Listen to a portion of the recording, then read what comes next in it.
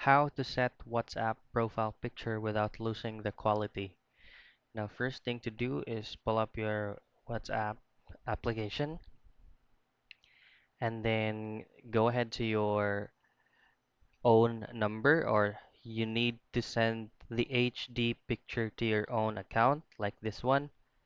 And then once this is sent, you just simply change your profile picture by going to the three dots at the upper right of your phone, settings, and then click on your name, and then click the camera icon, and then go to gallery, set the picture,